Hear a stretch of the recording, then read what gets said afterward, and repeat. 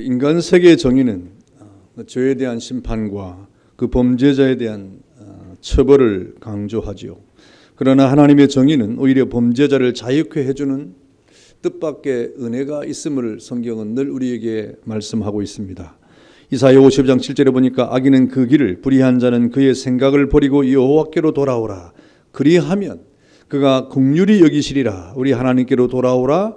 그가 너그럽게 용서하시리라 라고 말씀을 했습니다. 정말 신기한 한 사건의 이러한 장면이 아닐 수가 없습니다. 온갖 죄악의 탕자, 감옥에서 탈출해 나온 한 죄수를 붙잡고 온갖 사랑과 은혜와 죄에서 받은 손해를 회복시켜 주시는 사제의 관용의 은총이 바로 하나님 앞에서는 벌어진다고 하는 이런 놀라운 사실입니다. 그것은 사실상 이 탕자 문명에서 탈출해서 새로운 문명이 시작되는 놀라운 창조의 순간이 아닐 수가 없습니다. 이 세상의 가치나 이 세상의 정의나 이 세상의 논리나 지혜로서는 이해할 수 없는 하나님 세계 안에서의 벌어지는 특별한 사제의 은총입니다. 여러분, 이 탕자의 소망이 어디 있습니까? 그가 다시 태어나는 이 부활의 탕자의 소망이 있음을 우리 성경은 말씀을 하고 있죠. 우리는 지금 계속해서 누가복음 15장의 이 사건의 내용들을 통해서 하나님이 우리에게 주시는 은혜를 지금 살펴보고 있는 겁니다. 탕자의 소망은 어디 있느냐? 탕자의 소망은 회개에 있다고 말씀을 했고, 또 탕자에게 있어서 소망은 아버지라고 우리가 또 말씀을 들었습니다. 오늘은 그 탕자의 소망이 다시 태어나는 것인데 곧 부활임을 말씀해 주고 있죠. 24절에 내 아들은 죽었다가 다시 살아났으며 내가 잃었다가 다시 얻었노라 라고 부활에 대한 소망을 우리에게 선포하고 있습니다. 여러분, 아버지를 떠난 것이 죽음이지요. 그러나 아버지께로 돌아오는 것은 생명입니다. 이와 같이 아버지이신 하나님과 분리되어 있는 인간은 이미 영적으로 죽은 것이고, 아버지이신 하나님께 돌아오는 것은 다시 사는 것임을 우리에게 말씀하고 있는 겁니다. 로마서 6장 11절과 13절에 보니까 이와 같이 너희도 너희 자신을 죄에 대하여 죽은 자요 그리스도 예수 안에서 하나님께 대하여는 살아있는 자로 여길지니라. 너희가 죄에 대해서는 죽은 자로 여기고 하나님 안에서는 산 자로 너희가 살아가라고 하는 말입니다. 오직 너희 자신을 죽은 자 가운데서 다시 살아난 자같이 하나님께 드리라 라고 말씀했어요. 여러분, 우리의 외형이나 우리의 삶에 어떤 특별한 변화가 있는 건 아니지만, 그러나 우리는 이 세상에 죽은 자로 사는 것이 아니라 산 자로 살아간다 이 말입니다. 더 이상 이 죄로 말미암아 죽은 자가 아니라 그리스도 예수 안에서 산 자로 이 땅을 살아가는 하나님의 백성임을 성경은 강조를 하고 있는 겁니다. 에베소서 2장 9절에도 허물로 죽은 우리를 그리스도와 함께 살리셨다라고 말씀했습니다. 골로새서 2장 13절에도 또 범죄와 육체의 무할례로 죽었던 너희를 하나님이 그와 함께 살리셨다라고 말씀했어요. 여러분, 오늘 탕자의 소망이 바로 이 부활에 있는 겁니다. 저와 여러분의 소망이 이 부활에 있음을 우리는 깨달아야 됩니다. 하나님 아버지는 다시 사는 은혜를 입은 자기 백성에게 오늘 어떤 은혜를 이렇게 주시고 있는 겁니까? 부활의 은혜 속에서 이렇게 하나님 앞에 새로운 새 삶을 얻은 하나님의 자녀들에게 오늘 하나님께서 주시는 은혜가 있다. 아버지의 은혜가 있다 이 말이죠. 그것이 무엇입니까? 그 죄악의 부끄러움을 감추어 주는 겁니다. 오늘 22절에 보니까 아버지는 종들에게 명령을 합니다. 제일 좋은 옷을 내어다가 입히라 그랬습니다. 오늘 이제 먼 나라에 가서 허랑방탕한 아들이 돌아오니까 아버지가 그 종들에게 명령한 내용이 제일 좋은 옷을 내어다가 입히라 라고 한 것입니다. 여러분, 오늘 아버지가 제일 좋은 옷을 입히라고 한 것은 그 아들이 입은 이 옷이, 오늘 입고 온 그 옷이 아들의 신분에 맞지 않는 낡고 냄새나는 옷을 입었기 때문에 그렇습니다. 그는 아버지의 집을 떠나 먼 나라에 가서 허랑방탕하면서 죄인으로 살 동안에 아들의 옷을 잊어버렸습니다. 오히려 지금 그가 입고 있는 옷은 돼지를 치고 값싼 노동을 하면서 추위를 견디기도 힘든 남루한 옷을 지금 입고 있는 겁니다. 그가 옷을 입지 않은 것은 아니에요. 그런데 오늘 가장 좋은 옷을 입히라고 하는 것은 그가 잘못된 옷을 입고 있었기 때문이에요. 아버지가 볼 때 정말 아들의 옷이 아니었기 때문에 이런 말을 하는 것이죠. 이렇게 지금 아버지 앞에 온 탕자는 본래 자기 옷이 아닌 허랑방탕했던 죄악의 옷을 입고 있었던 것입니다. 여러분, 이것은 우리의 옛사람의 모습입니다. 우리도 오늘 이 아들처럼 정말 우리의 이 신분에 맞지 않는, 하나님의 자녀의 신분에 전혀 맞지 않는 죄악의 옷을 입고 우리가 이 땅을 살지 않았습니까? 정말 죄악의 남루한 옷을 입고 살지 않았습니까? 허랑방탕한 옷을 입고 이 땅을 살지 않았습니까? 죄악의 냄새나는 옷을 입고 이 땅을 살지 않았습니까? 영광의 옷을 벗김을 당한 상태의 그 모습입니다. 여러분, 이것은 마치 예루살렘을 떠나서 여리고로 가던 한 사람이 강도를 만나 옷 벗김을 당한 그런 상태와 똑같은 거예요. 그 옷을 다 벗김을 당하고 이렇게 정말 그 모든 영광을 잃어버린 것과 같은 것입니다.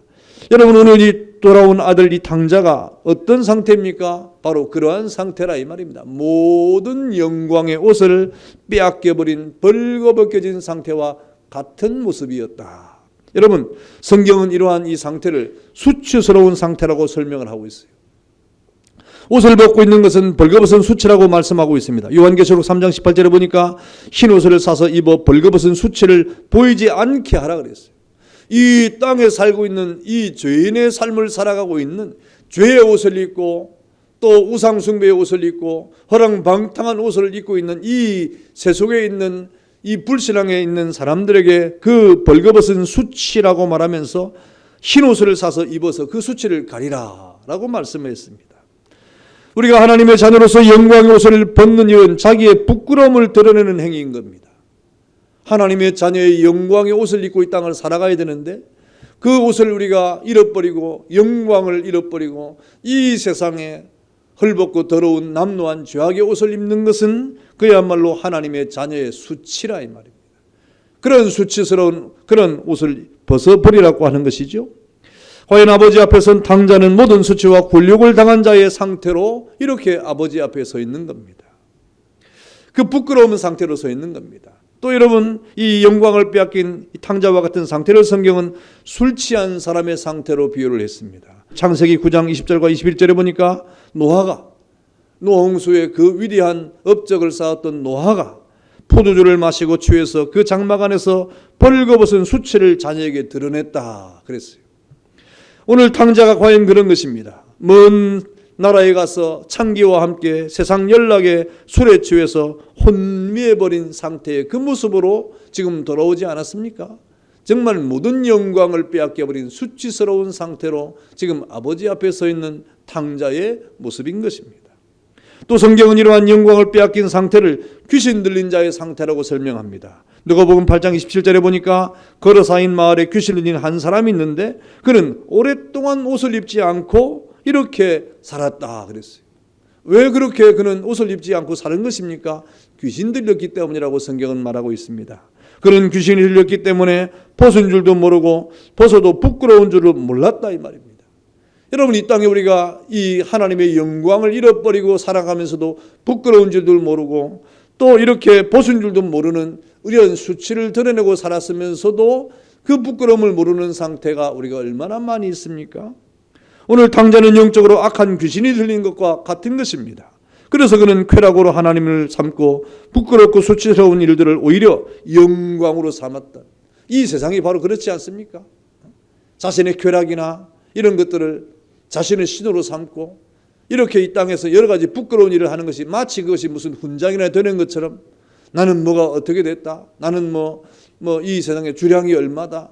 나는 이런 일들을 했다 하는 자기의 이런 인간적인 업적이라고도 말할 수 없는 이런 세상의 가치를 마치 자기의 훈장처럼 여기는 그것이 부끄러운 줄도 모르는 이런 세대가 바로 영적으로 귀신 들린 세대라고 성경은 설명을 하고 있는 것입니다.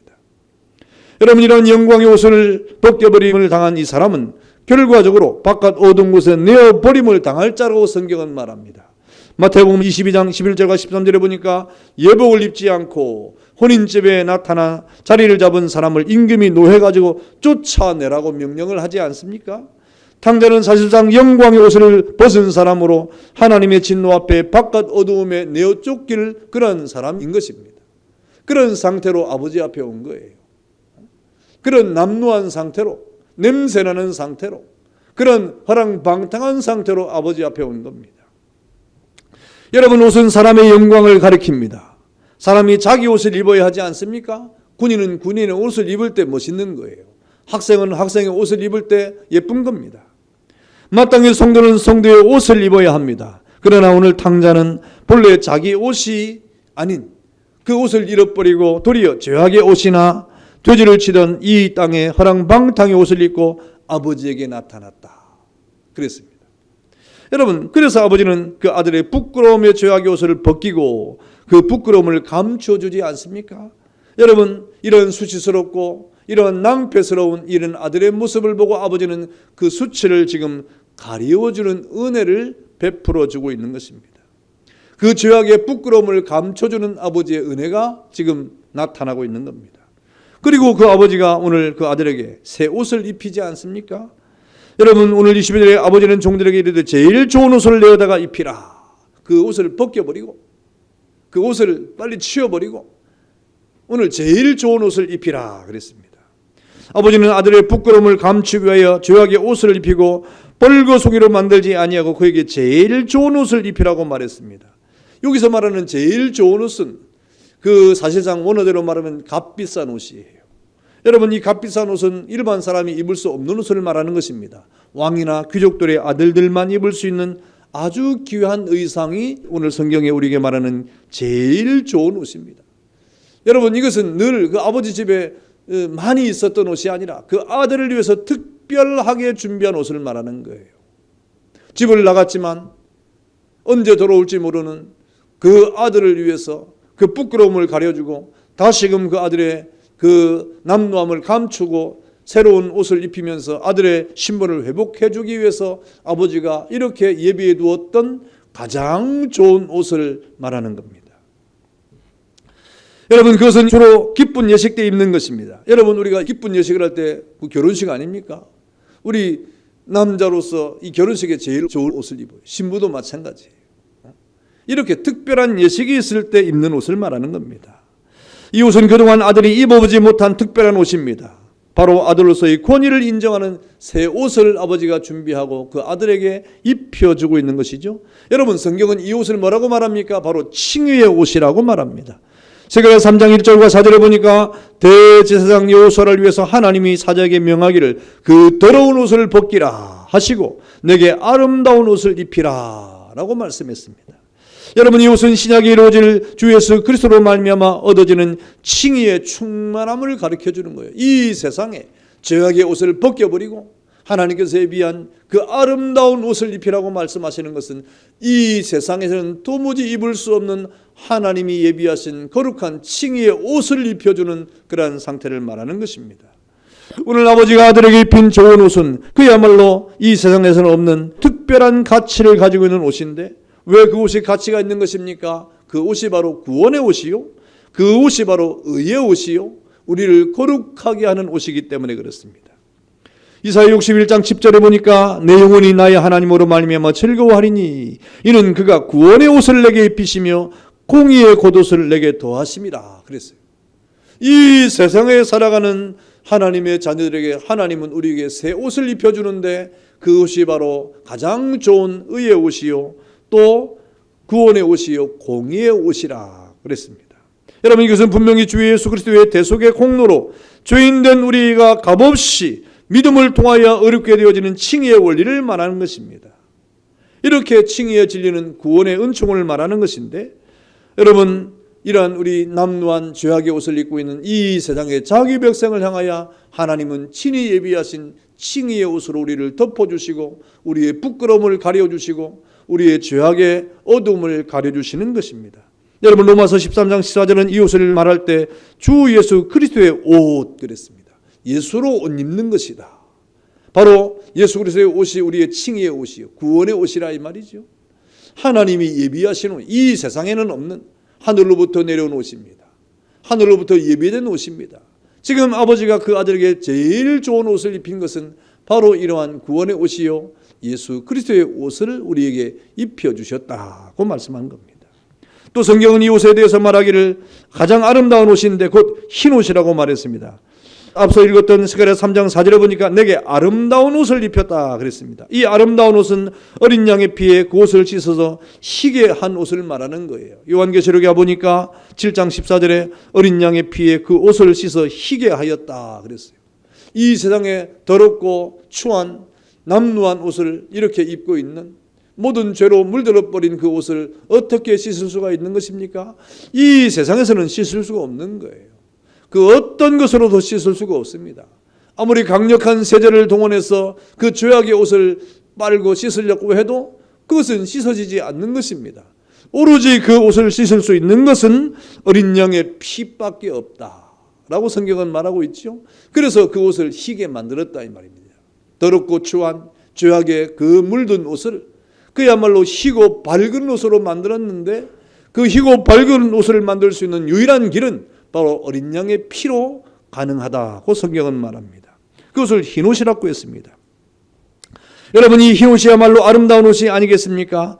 천국에서의 성결에 참 어울리는 옷이 바로 흰옷입니다. 그래서 요한계시록에 보니까 저 하나님 나라에서는 흰옷을 입은 천사들이 있다고 말하고 있어요. 여러분, 우리가 하나님 나라에서 흰옷을 입을 거라고 말하고 있습니다. 이 무슨 말입니까?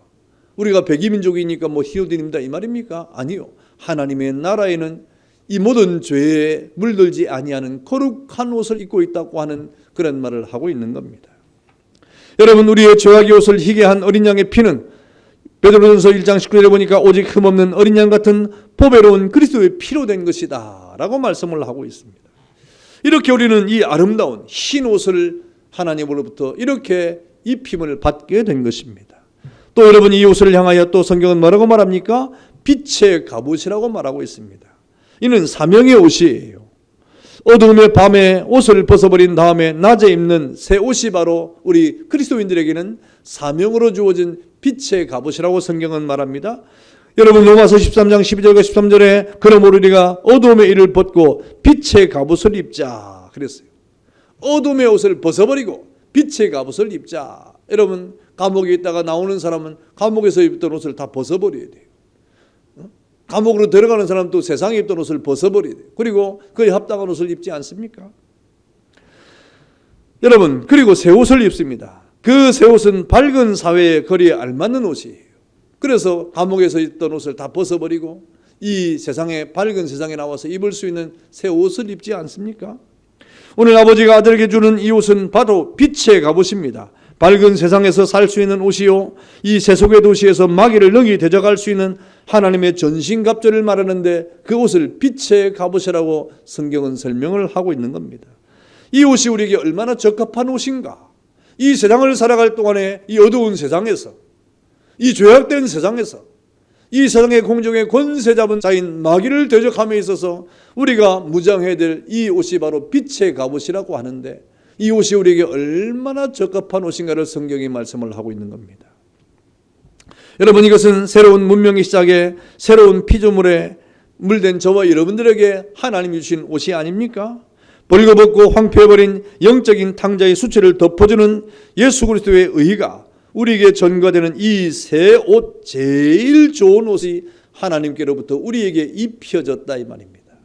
여러분은 지금 어떤 옷을 입고 있는 것입니까? 우리가 입어야 될 옷이 무엇입니까? 세상에서 유명한 옷입니까?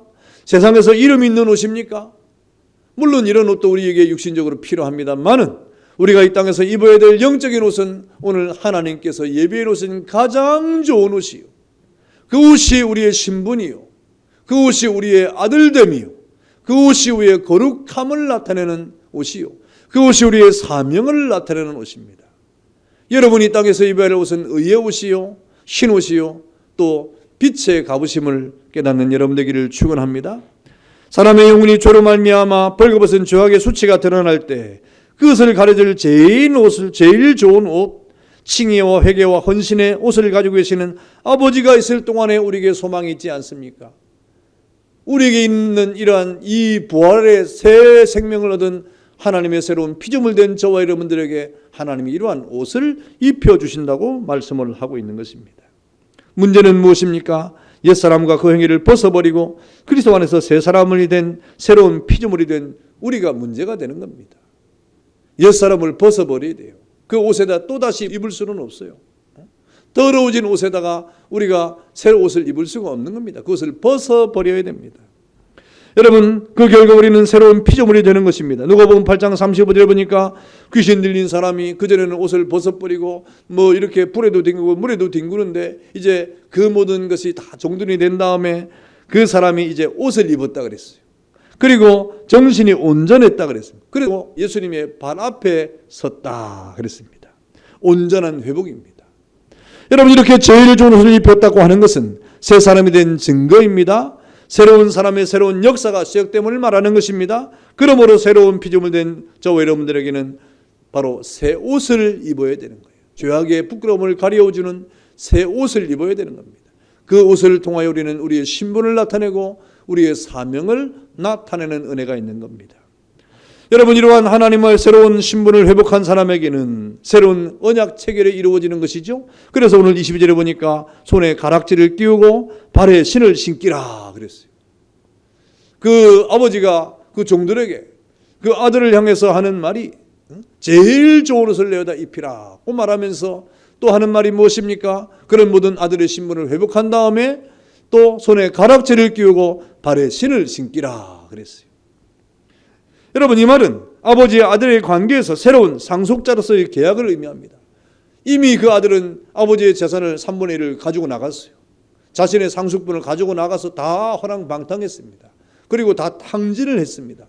그러니 더 이상 그 아들에게는 그 상속권을 주장할 그런 염치가 없는 것이죠. 그럼에도 그 아버지는 그 아들에게 새로운 상속권의 회복을, 아들의 관계를 다시 한번 새로운 회복을 통해서 계약을 하고 있는데, 그것이 바로 손에 가락지를 끼우고 발에 신을 신기는 겁니다. 여러분, 그 아들의 손에 가락지를 끼우는 것은 아들의 권위가 불변하다 이 말입니다. 내가 너를 내 아들로 인정하겠다 하는 언약의 표시입니다. 아들의 손에 가락지를 끼워서 불변의 약속을 상징하는 표적을 삼은 것입니다. 그래서 우리가 이 세상에서도 이렇게 특별한 날에는 반지를 끼잖아요. 결혼식을 한다든지 아니면 특별한 일에 축하를 받을 만한 일에는 반지를 만들어서 기념을 하지 않습니까? 또 교회에서는 임직을 할 때 뭐 우리 권사님들에게 반지를 이렇게 또 만들어주고 있지 않습니까? 또 우리 어떤 큰 운동 경기에서 우승을 할 때 챔피언 반지를 끼워줘요. 특별한 것을 기념하기 위한 겁니다. 업적을 기리는 것입니다. 이제 이 둘째 아들은 더 이상 탕자가 아니라 이 말입니다. 돌아온 아들은 더 이상 잃어버린 아들이 아니라 이 말입니다. 그는 새 사람이 되었고 그 새 사람이 된 확실한 증거로 아버지가 그에게 가락지를 만들어 끼워줍니다. 용서와 사랑의 언약이에요. 내가 다시 너를 내 아들로 삼겠다 이 말이에요. 그것은 아들로만 삼는 것이 아니라 상속을 다시 할 수 있도록 해주겠다는 놀라운 그런 변화의 은총입니다. 그래서 그 증거로 가락지를 끼워준 거예요. 여러분, 이 가락지는 반지는 무엇입니까? 승리의 상징이기도 합니다. 권리 이양과 함께 승리의 상징이기도 합니다. 여러분, 창세기에 보니까 41장 41절로 42절에 바로가 요셉에게 이런 일을 했어요.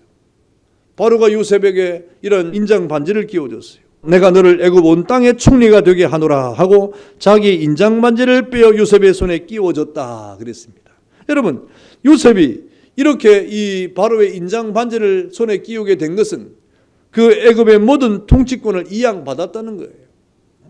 이렇게 권력의 이양과 함께 그 사람에게 그 승리의 상징을 선포하는 것입니다. 여러분, 바로의 인장 반지는 곧 애굽의 소유권을 말하는 것입니다. 이것이 요셉의 손가락에 끼워진 것은 이제 애굽의 통치권을 이양한다고 하는 거예요. 네가 다스려라 이 말이에요. 네가 통치해라 이 말입니다. 네가 애굽의 모든 땅을 다스리는 그런 통치를 해라 하는 것이죠. 결국 요셉은 종으로 애굽에 팔려와서 실패하는 인생을 사는 것 같지만 그러나 승리했음을 선포하고 있는 겁니다. 여러분, 오늘 돌아온 아들에게는 손에 반지를 끼웠다. 이 반지를 끼우는 것은 아들된 지위와 권리가 되돌아온 것이고 여러분, 새로운 권세를 준 겁니다. 하나님의 자녀된 본래의 가치가 회복됨을 뜻하는 겁니다. 저 여러분들에게 하나님께서 그런 반지를 끼워주셨다 이 말입니다. 목사님들 손에 반지가 없는데요. 여러분, 눈에 보이는 반지가 아니고 우리에게는 하나님께서 하나님의 권위와 권세를 우리에게 주시는, 하늘의 권세를 우리에게 주시는 그 아들의 권세의 그 표징으로서의 반지를 우리에게 끼워준 것을 믿기를 축원합니다. 여러분, 그래서 요한복음 1장에 보니까 뭐라고 말합니까? 주 예수를 믿으라 이 말입니다. 하나님의 아들 예수 그리스도를 믿는 믿음으로 우리가 하나님의 자녀의 권세를 얻는다고 말하지 않습니까? 여러분, 우리가 하나님 앞에 이렇게 새 사람이 되어서 아버지의 확실한 보증으로서의 그런 은혜로 우리는 이 땅에 하나님의 공의의 인장을 받는 그런 반지를 끼움을 받게 된 것입니다. 여러분, 그 손에 인장 반지를 낀 요셉은 애굽의 새 역사를, 새로운 문화를 건설했습니다. 그런 것처럼 하나님의 자녀로서 권세와 승리의 반지를 낀 성도는 그 성도를 통하여 하나님은 일하시는 분이에요. 누구를 통해서 일하십니까? 하나님이 그 손에 가락지를 끼워준 사람을 통해서 하나님은 일하신다 이 말입니다. 하나님의 자녀의 권세를 가지고 있는 사람에게 하나님은 일하시는 거예요. 이렇게 손에 인장반지를 끼고 있던 요셉이 어떻게 했습니까? 창세기 41장 45절에 보니까 요셉이 그 인장반지를 끼고 애굽 온 땅을 순찰했다 이 말이에요. 이거 아무나 할 수 있는 일이 아니에요. 애굽 온 땅을 순찰했다. 그 인장반지를 끼었기 때문에 가능한 것입니다. 그리고 계속해서 48절에 보니까 요셉의 애굽 땅에서 7년 공물을 거두어서 각성에 저축을 했다. 그 명령을 어떻게 할 수 있습니까? 인장반지를 끼었기 때문에 할 수 있는 겁니다. 또 41장 56절에 보니까 요셉이 모든 창고를 열었다 그랬습니다. 그래서 그 생명의 양식을 사람들의 필요를 따라 나누어 주지 않습니까?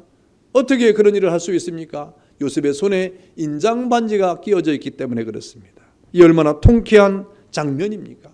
권세를 가진 자가 할 수 있는 그런 멋진 장면이 아닙니까? 여러분, 하나님은 새 사람 된 저와 여러분들에게 이와 같이 세상의 모든 창고를 활짝 열도록 우리를 축복하시는 분입니다. 하나님의 권세 아래서 하나님의 아들의 권세를 가지고 이 땅을 살아가는 저와 여러분을 통하여 이 땅을 순찰하게 하고 이 땅에 하나님의 백성들을 모으게 하고 이 땅에 하나님의 자녀에게 복음을 전파하게 하는 놀라운 축복을 허락해 주시는 겁니다. 하늘의 창고를 열게 하시고 또 생명의 복인 하나님의 말씀을 열어서 많은 사람들에게 이렇게 알려주고 또 나누어주고 전파하도록 하시는 그러한 거룩한 영광을 하나님의 자녀들에게 주었다. 여러분, 이런 축복을 나타내고 이 축복의 눈으로 세상을 바라보고 이 축복의 마음으로 이 땅의 많은 사람들에게 복음을 증거하는 그런 거룩한 하나님의 자녀의 권세를 나타내는 여러분 되기를 축원합니다. 이것이 하나님의 자녀의 축복이에요. 여러분, 발에 신을 신기라 그랬습니다. 이것은 진리로 자유하게 하는 자녀를 말하는 것입니다. 이 말은 현재 우리에게는 놀라운 소식입니다. 당시 너희들은 신을 신을 수가 없어요. 신을 안 신겼습니다. 그리고 저들에게 도리어 발목에 철끈을 끼우고 발목에는 쇠고랑을 치운 것이 전부였습니다. 왜 그렇습니까? 자유를 제약하기 위해서, 자유롭게 다니지 못하게 하기 위해서, 자유롭게 행동하지 못하게 하기 위해서, 자기에게 주어진 일만 하고 그리고 다른 자유를 주지 않기 위해서 그런 일을 한 것입니다. 그렇다면 아버지가 돌아온 아들을 향하여 신을 신기라고 한 것은 위대한 자유의 선언 아닙니까? 신을 신고 네가 자유롭게 행동하라 이 말. 여러분, 이 자유롭게 행동하라는 말이 방종이겠습니까? 네 마음대로 행동하라 이 말입니까? 네 생각대로 행동하라 이 말입니까? 아니요. 하나님의 자녀답게 네 자유를 가지고 행동하라. 하나님의 은혜 안에서 하나님의 자녀의 그 권세를 가지고 네가 자유로운 믿음의 삶을 살아라 하는 엄청난 축복의 순간입니다. 여러분, 오늘 이 아들에게 주는 자유의 축복이 무엇입니까? 우리에게 주는 자유의 축복과 같은 거예요. 저 여러분들이 하나님의 거룩한 은혜 가운데 부활의 은총에 소망을 가지고 이 땅을 살아갈 때 우리는 이러한 자유를 얻게 된 겁니다. 어떤 자유입니까? 아버지를 아버지로 다시 부를 수 있는 자유입니다. 죄로 인한 온갖 손해를 모두 되찾아 누리는 회복의 자유가 있었습니다. 여러분, 양자된 자유의 자유입니다. 아버지가 주는 자유, 진리의 자유, 죄악에서의 자유, 죄악의 결과인 사명에서의 생명의 자유가 우리에게 주어진 겁니다. 우리에게 어떤 자유가 주어졌습니까? 대적자 앞에서 우리는 자유롭게 됐습니다. 우리 대적자 앞에서 우리가 그 몸둘 바를 모르고 어쩔 바를 모르면서 그 죄악 앞에 순종하는 그런 자가 아니라 이제 더 이상 그런 자가 아니라 이 대적자 앞에서도 우리가 자유하게 되었고 송사자 앞에서의 자유가 되었습니다. 모든 환난, 곤고, 핍박, 기근, 위험, 칼에서의 자유입니다. 사망에서의 자유를 우리가 얻었지 않습니까? 생명에서 천사들에서 권세자들 앞에서 현재일이나 장래일이나 능력이나 기쁨이나 높음이나 넉넉히 이기는 그런 사랑의 자유를 우리가 얻게 되었다. 아들에게 주신 거룩한 자유가 우리에게 있는 겁니다. 그래서 예수 믿는 사람들은 자유로운 사람이에요. 여러분, 이 세상에서의 자유를 얻은 겁니다. 이 세상의 가장 큰 사망에서부터도 우리는 자유로운 자들이 아닙니까? 그래서 모든 것들 앞에 우리는 넉넉히 이기는 이러한 자유를 얻으면서 이 땅을 살아가는 하나님의 백성이 된 거예요. 신을 신기라고 하는 것은 바로 그런 자유가 주어졌다는 선언입니다. 세세토록 왕노로 타는 영원한 하나님의 자녀가 된 자유입니다. 평안의 신을 신고 복음을 전할 수 있는 복음 전파의 자유, 완전한 신분의 회복을 통해서 이런 자유가 우리에게 주어진 거예요. 그래서 여러분, 이러한 자유를 우리는 만끽해야 되지 않겠습니까? 이런 자유를 우리가 얻었으니까 이런 자유를 우리는 실천해야 되지 않겠습니까? 그런 자유를 이 땅에서 행하는 은혜가 있어야 됩니다. 사랑하는 성도 여러분, 현대의 창자 문명은 참 불안한 그런 문명입니다. 참 불만스러움이 충만한 문명입니다. 그리고 괴로워합니다.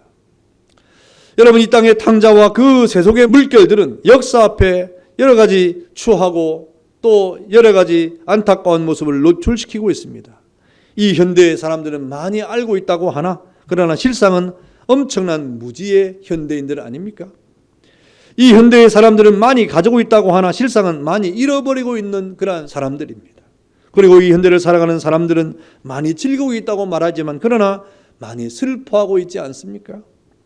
여러분, 기독교 역사상의 수많은 성도들과 순교자들은 극한 죽음과 시련의 운명 속에서도 그는 웃으면서 이 세상을 살았습니다. 고통 속에서도, 고난 속에서도, 괴로움 속에서도 그들은 진정한 웃음을 웃을 수 있는 자유를 얻었던 사람들입니다. 그러나 현대인들은 온갖 종류의 웃음 속에서 도리어 그들은 울고 있지 않습니까? 웃고 있는 것 같지만 울고 있는 비현실적인 삶을 살아가는 것이 이 세상의 현대인들인 겁니다. 왜 그렇습니까? 진정한 신분의 회복이 안 됐고 진정한 기쁨의 자유를 얻지 못했기 때문에 그렇습니다. 이것이야말로 바로 이 탕자와 세속의 물결이 싣고 온 저주 아니겠습니까? 이것들이 우리에게 모든 것을 잃어버리도록 손해를 주고 있습니다. 우리를 이 땅을 살아갈 동안에 이런 모든 현대인들의 고통과 눈물과 아픔이 우리를 돼지소굴로 전락시키고 한없이 굶주림에 허덕이도록 하며 세속의 물결을 쫓아가는 죄악의 물결 속에 허덕이도록 하는 그런 원인이 되고 있는 겁니다. 그러나 여러분, 우리 탕자와 그 세속의 물결 속에서도 우리는 소망이 있는 자가 되었습니다. 이 세상이 거꾸로 우리를 저 돼지우리로 몰아치고 그리고 세속의 물결 속에 우리를 자유하지 못하게 하고 엄청난 세속의 물결 속에 우리의 모든 자유를 억압하려고 하는 이러한 물결이 흉흉하지만 그러나 하나님의 자녀들은 오늘 소망 있는 자가 되었다. 여러분, 그것은 과거의 일로 우리는 망하지 않는다 이 말입니다. 현재 일로 비참한 상태에 있지만 그러나 우리는 새로운 미래를 향하여 나아가는 우리 하나님의 자녀들의 놀라운 은혜가 있지 않습니까? 그것이 회개라고 했습니다. 여러분, 우리 미래는 아버지라는 부르짖음이 있습니다. 그래서 우리의 소망은 아버지가 되는 거예요. 아버지가 있을 동안에 우리에게는 소망이 있는 것입니다. 여러분, 우리의 소망이 무엇입니까? 이렇게 다시 태어나는 부활에 있는 겁니다. 죄로 말미암아 죽음으로 끝나지 아니하고 우리는 다시 사는 부활의 은총을 통하여 아버지에게 칭의의 옷을 입고 아버지로부터 우리가 새 옷을 입어서 이 땅에 흰 옷을 가지고 거룩한 하나님의 백성으로 살아가고 그리고 이 땅을 살아갈 동안에 우리는 더 이상 이 땅에 하나님의 백성으로서의 거룩한 옷과 더불어서 우리에게 주시는 하나님의 놀라운 은혜 가운데 영원한 하나님의 옷을 입고 이 땅을 살아가고 있지 않습니까? 그것이 우리의 소망입니다. 그것이 우리의 은총입니다. 여러분, 그래서 우리는 이 땅을 살아갈 동안에 사명을 가지고 빛의 갑옷을 입고 이 땅을 살아가야 됩니다. 그런 삶을 통하여 이 땅을 살아가도록 하나님 우리에게 가락지를 끼워주었다. 권세를 주었다 이 말입니다. 그리고 신을 신겼습니다. 여러분이 마음껏 죄를 감당하도록 자유를 준 것입니다. 여러분, 이러한 사람들에게는 잔치가 있습니다. 오늘 성경이 뭐라고 합니까? 23절에 살찐 송아지를 끌어다가 잡으라. 우리가 먹고 즐기자 그랬습니다. 그랬더니 24절에 그들이 즐거워했다고 말하지 않습니까? 이렇게 하나님의 자녀에게는 즐거움이 있고 잔치가 있는 거예요. 세상 사람들이 알지 못하는 불신 세상 속에서는 깨닫지 못하는 그리스도 안에서의 즐거움과 잔치가 있는 것입니다. 부활의 거룩한 영광입니다. 여러분, 그것이 우리의 자리가 아니겠습니까? 이 땅을 살아갈 동안에 우리의 소망이 어디에 있고 우리의 기쁨이 어디에 있고 우리의 즐거움이 어디에 있는가 다시 한번 여러분 가슴에 새기고 여러분이 하나님 앞에 거룩한 제일 좋은 옷을 입고 이 땅을 살아가는 하나님의 백성임을 깨닫고 이 땅을 살아갈 동안에 하나님의 자녀의 권세와 그리고 하나님 앞에 이 진리의 자유를 얻었다는 이 사실 앞에 하나님의 거룩한 잔치에 참여하는 하나님의 놀라운 자녀가 되는 여러분 되기를 주 이름으로 축원합니다. 우리 다 같이 한번 기도하겠습니다.